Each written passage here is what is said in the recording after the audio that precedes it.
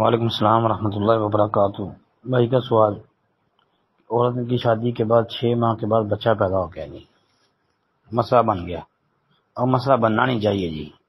ہاں 6 ماہ میں بچے کو جنم دیا جا سکتا ہے۔ اللہ رب العالمین نے حمل کی مدت 6 مہینے بیان کی ہے، قرآن پڑھ لیں 26ویں پارے میں فرمایا حملہ و فصالہ 30 شہرا، کہ دودھ کی اور حمل کی مدت 30 مہینے،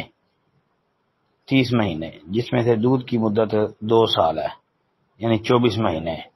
وہ دوسری جگہ وضاحت دیکھ لیں، دوسرے پارے کے اندر سورۃ البقرہ میں جو ہے والوالدات یرضعن اولادہن حولین کاملین، 2 سال جو ہے وہ بچے کے دودھ پلانے کی مدت ہے اور 6 مہینے حمل کی مدت ہے۔ تو اس لیے یہ شور شرابہ کرنا، مسئلے کو کھڑا کرنا، اس کی ضرورت نہیں ہے۔ السلام علیکم ورحمۃ اللہ۔